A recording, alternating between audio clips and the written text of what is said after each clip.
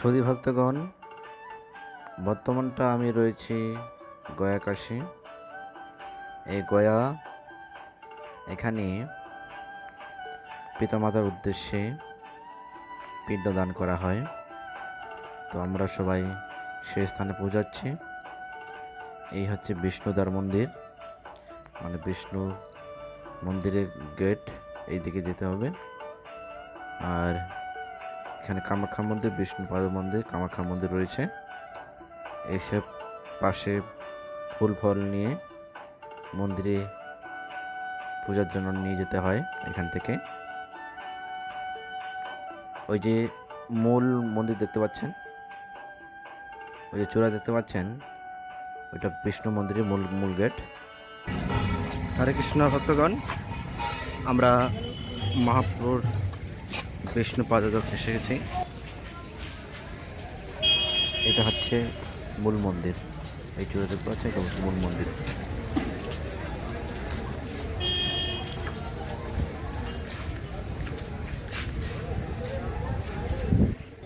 যে আপনি বলেছেন কি গয়া থেকে যাব, এইখান থেকে বিষ্ণুপাদ পদে আছে, এর যে বিষ্ণুপাদ পদে আছে আপনি মন্দিরের ভিতরে যাবেন, ওরা পাহাড় শিলা আছে, और পাহাড় ভিতরে গয়াসুর রাক্ষস আছে, और উপরে যে ভগবানের पैर আছে, ওরা पैरे থেকে भगवान চেপেছেন। ये विष्णुपाद है, वो पहाड़ का शिला है, उसके नीचे में गयासुर राक्षस है। एक मुंड और एक पिंड यहाँ प्रतिदिन होता है। अगर एक पिंड नहीं होगा तो वो कंपन करने लगा।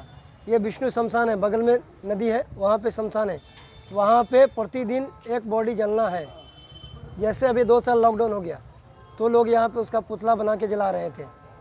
हमारे समाज के लोग श्राद्ध कर रहे थे, कोई तो आ नहीं रहा था श्राद्ध करने के लिए, तो यहाँ पे श्राद्ध हो रहा था। अगर ऐसा नहीं होता है तो ये भगवान का पैर जो है ना वो कंपन करने लगता है।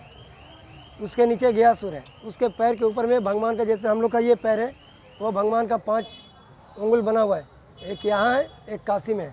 लेकिन जो श्राद्ध यहाँ करेंगे उनकी मोक्ष की प्राप्ति यहीं पे ही होगी। आप चाहे इलाहाबाद करो, हरिद्वार करो, कहीं भी करो, पितरों की मोक्ष की प्राप्ति गया में होती है। काशी हिंडे, गया डंडे, प्रयाग मुंडे।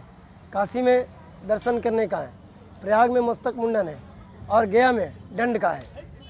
तो जब तक यहाँ पे आप श्राद्ध नहीं करोगे आपकी वो श्राद्ध की पूर्ति नहीं होगी।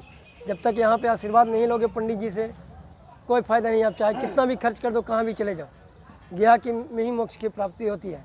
ये सामने फल्गु नदी है, फल्गु नदी के उस पार माता सीता ने श्राद्ध किया था राजा दशरथ का, तो उन्होंने श्राद्ध कर दिया।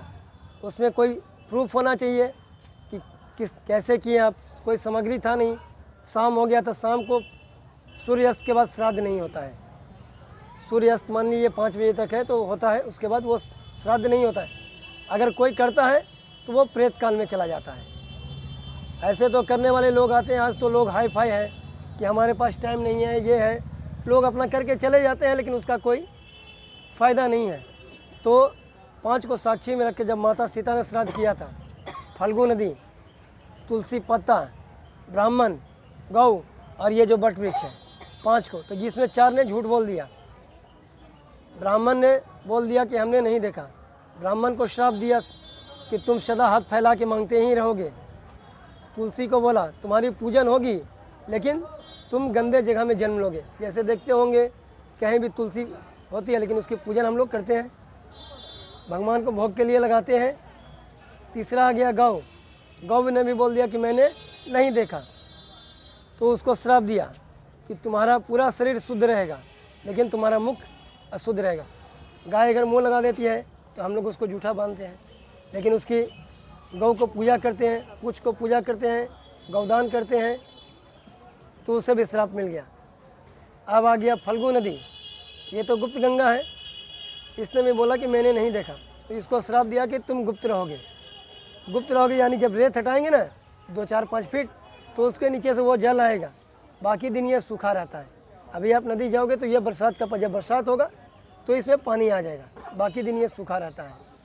बट वृक्ष आ गया, इसने बोला कि हाँ यहाँ पे सामग्री नहीं था, ये बालू था, इन्होंने बालू का पिंड दे दिया। राम जी जब आए तो वो अब उसका आ गया, उसको मिला कि तुम्हारे नीचे जो भी अपना मनोकामना करेगा वो उसका पूर्ण होगा।